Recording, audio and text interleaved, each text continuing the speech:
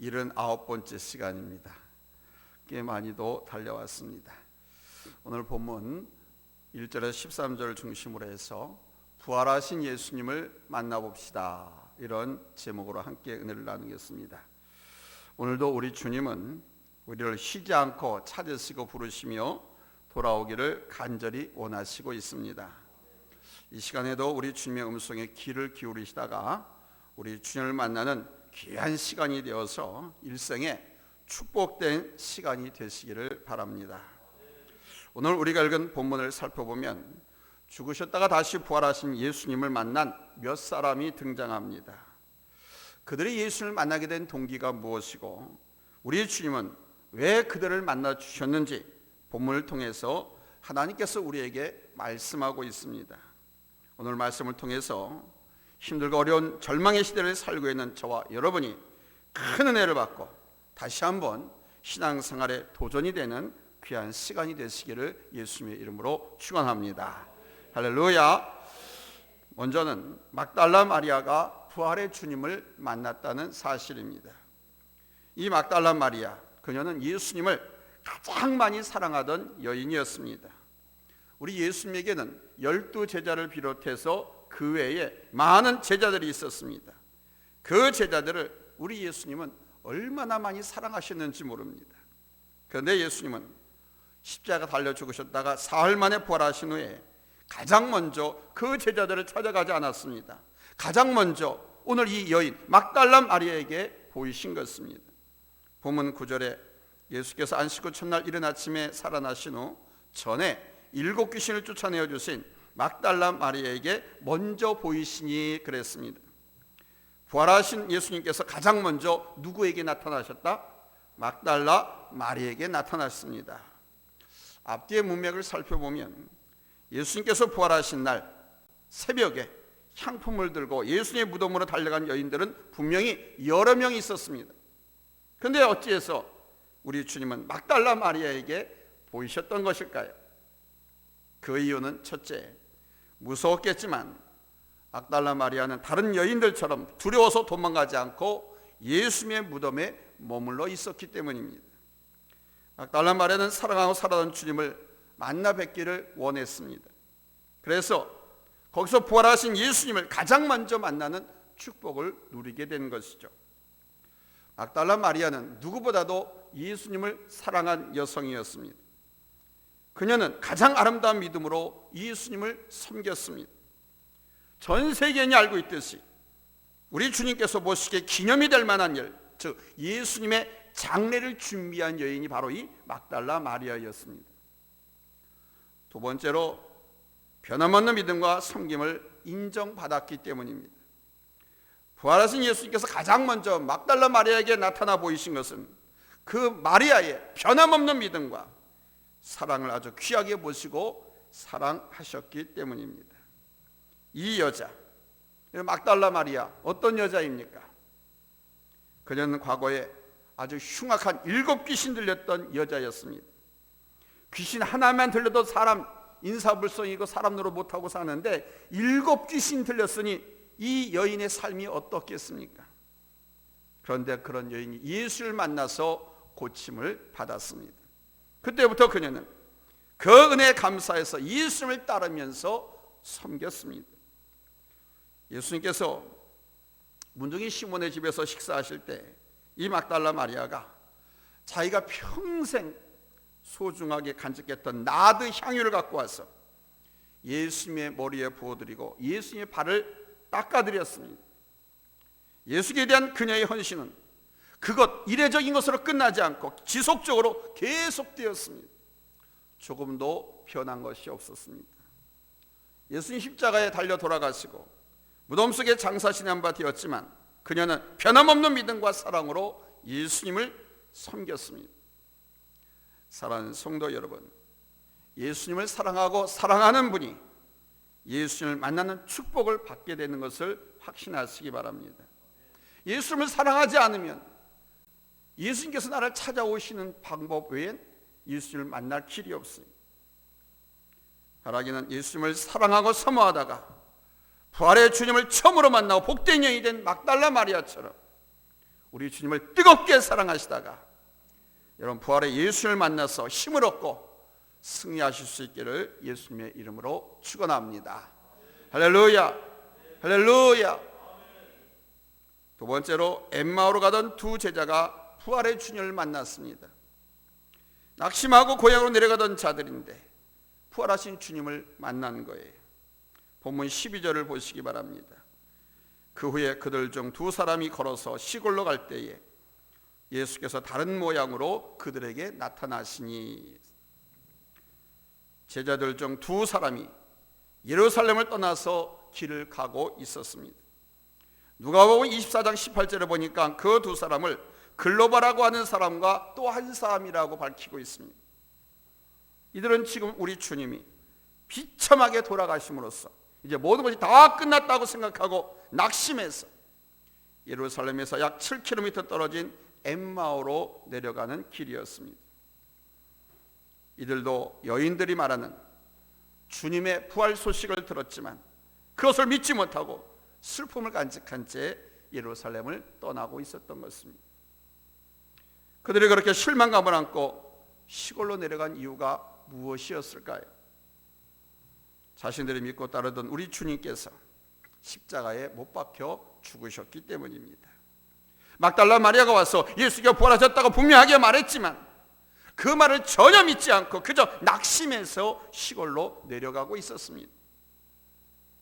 누구든지 그렇습니다. 사실 이야기해도 믿지 않습니다. 복음을 전해도 믿지 않습니다. 그러나 믿기로 작정된 자는 믿습니다. 받아들입니다.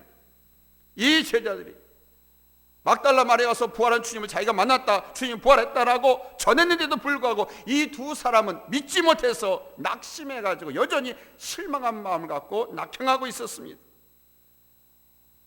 그들이 왜 그렇게 예수님에 대해서 실망하고 낙심했냐? 그 이유는 딴 거 아닙니다. 예수를 메시아로 그리스도로 본 것이 아니라 예수님을 이스라엘 해방자로 바라고 쫓았기 때문입니다. 이스라엘을 구원할 메시아로 생각했었는데 그 예수님께서 너무도 연약한 모습으로 사람들의 조롱과 핍박을 받으면서 십자가에 달려 처참하게 죽으셨습니다. 그래서 실망하고 좌절할 수밖에 없었습니다. 그리스도인들이 낙심하고 절망하는 이유가 여러 가지가 있지요. 뭐 예수 믿는다고 믿음이 좋다고 해서 낙심 절망하지 않는 법은 없어요. 근데 대개가 두 가지입니다. 그 중에 한 가지가 시험과 연달과 질병을 만났을 때 낙심할 수 있습니다. 시험과 연단과 질병을 맞으면 주저앉게 됩니다. 그러나 그런 어려움이라도 이겨내지 못하면 신앙의 성장이나 축복은 기대할 수가 없는 겁니다. 두 번째는 잘못된 목적을 가지고 교회를 다니면, 잘못된 목적을 가지고 예수를 믿으면 낙심할 수밖에 없습니다. 병 고침만을 바라고, 부자 되기만을 바라고, 내 문제 해결되기만을 바라고, 예수님은 그런 문제 해결해 주세요 해결사, 육신의 질병을 고쳐주시는 의사로만 알고 있는 사람은 그 놀라운 신의 은총이 일어나는 것을 보지 못하면 낙심하고 절망하는 거예요.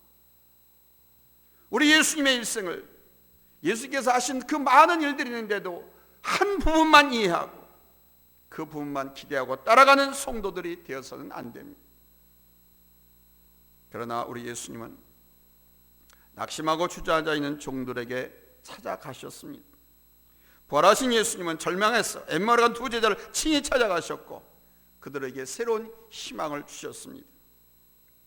낙심해서 뒤로 돌아서는 자들도 부활의 주님을 만나면 소생하는 역사가 일어나는 줄로 믿습니다.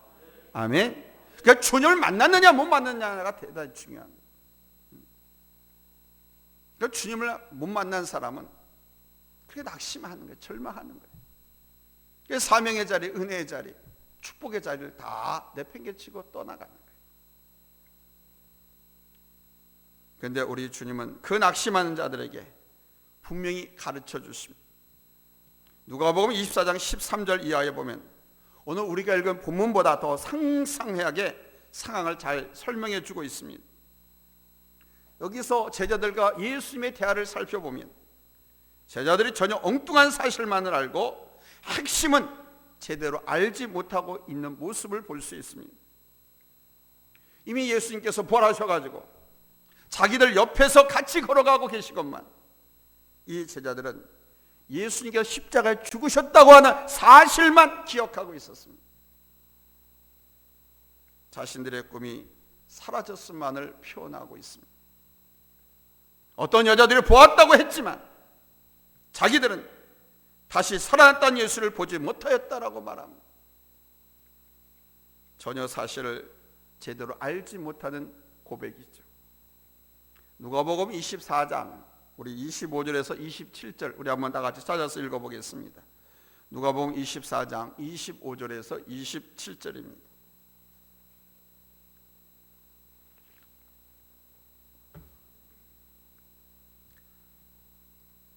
누가복음 24장 25절 27절 찾았으면 아멘합니다.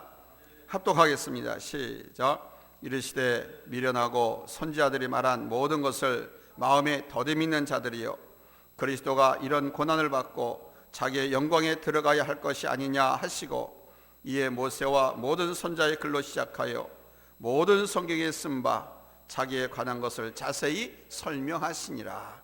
아멘. 그러니까 부활하신 주님이 지금 그들 곁에 와서 자세하게 성경을 풀어주시는 거예요.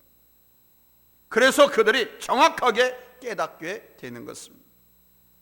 사랑하는 여러분, 오늘날도 성도들 중에는 하나님의 모든 말씀을 그대로 믿지 못하고 부분적으로만 믿는 사람들이 더러 있습니다. 자기가 이해되어지고 믿어지는 것만 믿는 사람들이 있습니다.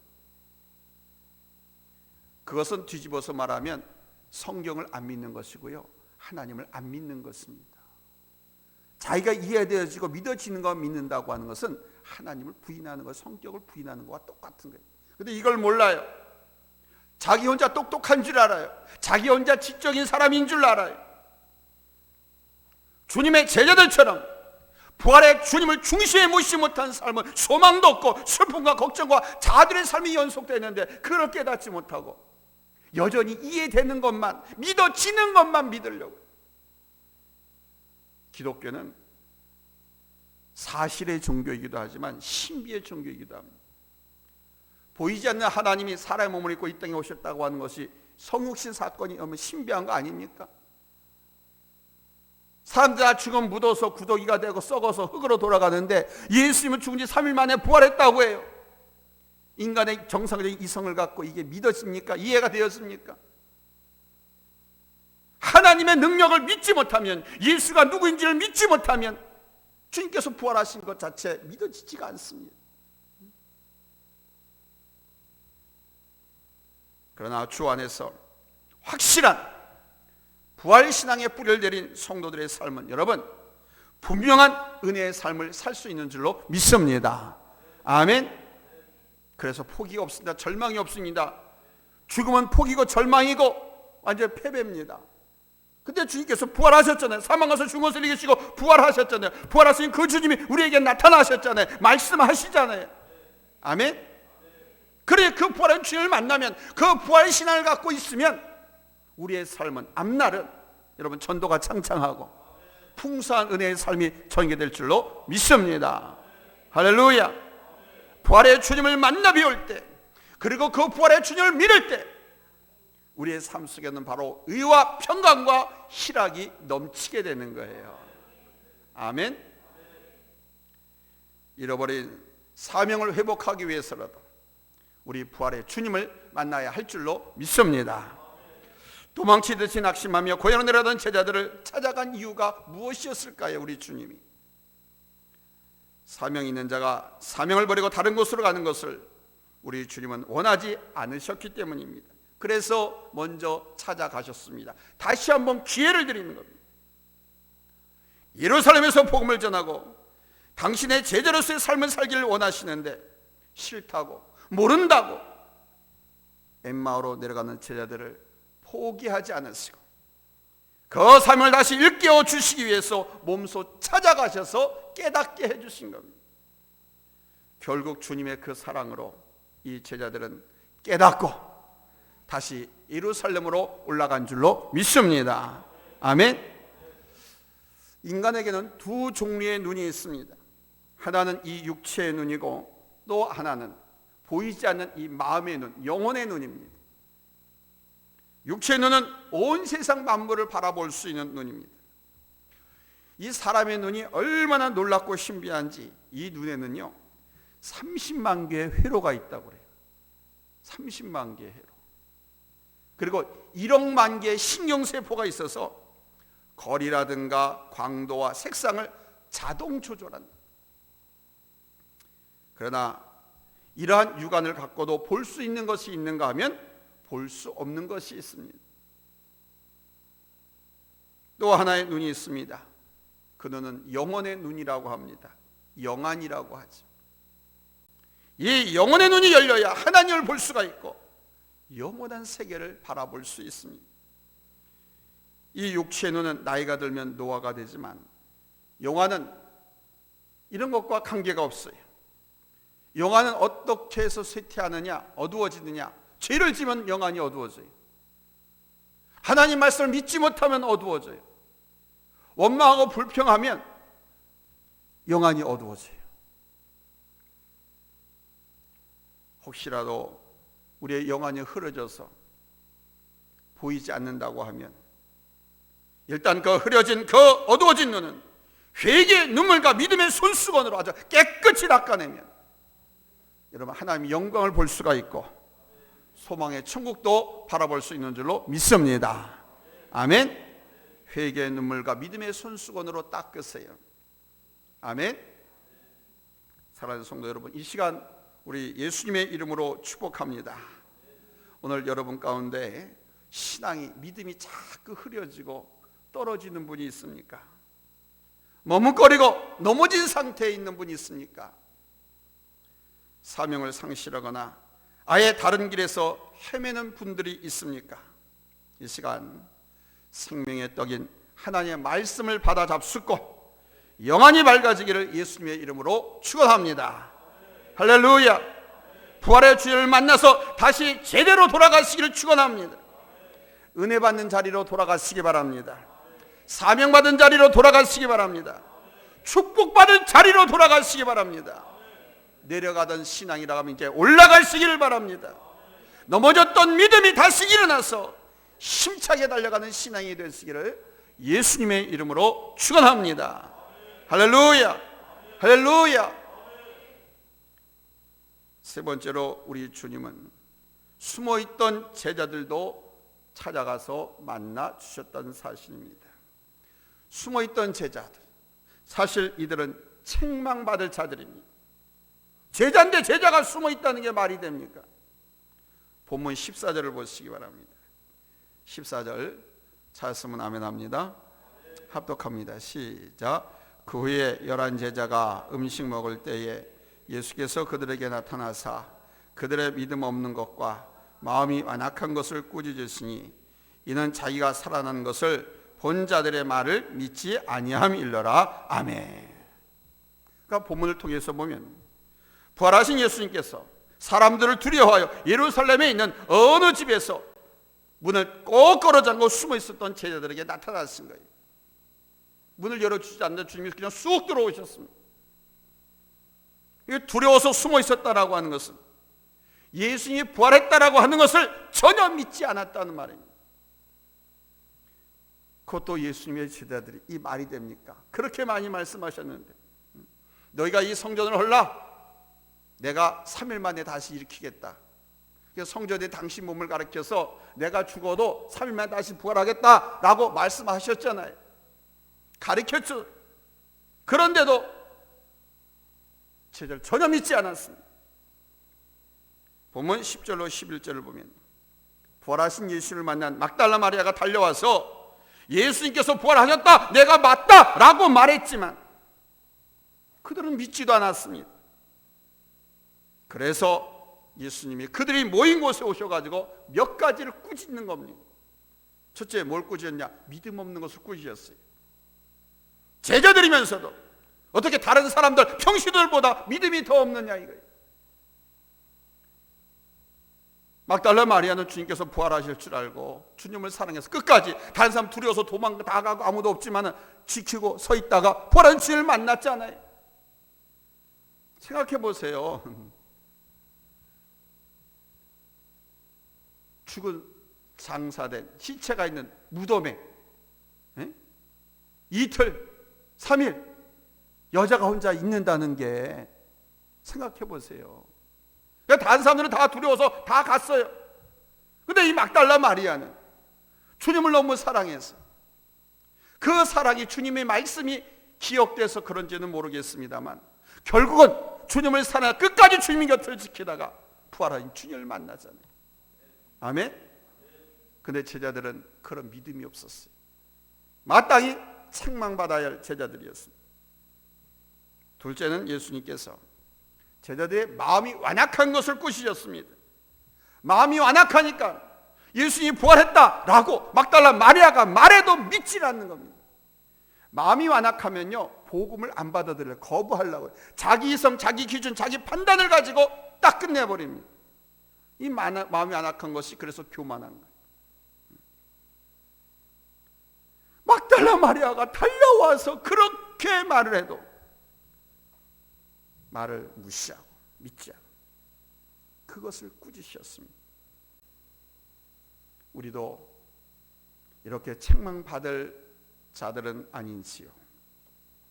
우리 주님이 나를 보시기에 믿음 없음을 책망하시고 온통 마음이 더럽고 추한 것을 보시고 책망하실 그런 존재들은 아닌가요? 믿음이 있다고 하면서 믿음 생활, 예배 생활에 실패하고 주님을 따라가는 삶에 결정적으로 실패하고 그런 입술 가지고 그런 모습 가지고 주님을 따라가고 닮아간다고 하면서 그렇지 못한 우리들의 모습 너무나도 많이 있지는 않습니까? 그러다 여러분, 부활의 우리 주님은 그런 나를 여러분 변화시켜 주시는 하나님이신 줄로 믿습니다. 바꿔주신 하나님이, 할렐루야. 그렇게 교만하고 완악하고 믿지 못하고 기다리지 못하고 참지 못하고 사명과 모든 것을 다 헌신하고 버리고 도망간 제자들이었지만 주님께 찾아오셔서 그들을 일깨워 주시고, 아멘. 책망하시는 것을 일깨워 주는 겁니다. 책망을 받아야 무엇이 잘못했는지를 알지. 그렇게 해서 변화시켜 주셨습니다. 자, 본문 20절을 보실까요? 본문 20절 찾았으면 아멘합니다. 같이 읽습니다. 시작. 제자들이 나가 두루 전파할새 주께서 함께 역사하사 그 따르는 표적으로 말씀을 확실히 증언하십니다. 아멘. 그러니까 숨어있던 제자들이 부활의 주를 만나서 용기를 얻었다는 거죠. 아멘. 잘못된 모습을 책망받고 나서 바르게 서가지고 제자 역할을 감당하는 제자들의 모습으로 변화된 것입니다. 사랑하는 성도 여러분, 부활의 주님은 이렇게 우리를 바꿔주시는 하나님이신 것을 믿으시기 바랍니다. 하나님은 바꿔주시는 분이에요. 부활의 주님을 만나면 내 삶 전체가 여러분 완전히 바꿔지는 것을 믿으시기 바랍니다. 우리 주님은 지금도 우리 옆에서 우리를 만나주시길 원하시고 바꿔주시길 원하시고 우리에게 힘을 주시고 위로하기를 원하십니다. 이 부활의 예수님을 21세기를 살아가는 저와 여러분들이 분명히 확신하고 체험해서 이 시대의 신앙의 승리자들이 다 되어지기를 예수님의 이름으로 축원합니다. 할렐루야. 주님은 살아나셨습니다. 그리고 우리의 기도를 들으십니다. 우리의 부족한 거 연약한 걸 아시고 채워주십니다. 그분을 의지하고 그분의 이름으로 기도하고 그분의 이름으로 선포하면 하나님께서 역사하십니다. 그래서 마음이 완악한 자들과 그 마음이 부드러워져서 복을 받아들이고 예수를 영접하고 하나님께로 나오게 되는 것입니다. 부활하신 주님이 우리를 다시 세상으로 보냈습니다. 가라, 내가 너와 함께 하리라. 가서 복음을 전하라. 부활한 나를 증거하라. 그리고 다시 심판하러 오겠다고 한 말씀을 증거하라고 우리에게 말씀하십니다. 부활의 주님을 모시고 부활의 능력을 갖고 이 험한 세상 전도하면서 복음 전하면서 승리하는 삶을 살아가기를 예수님의 이름으로 다시 한번 축복합니다. 할렐루야. 기도합니다.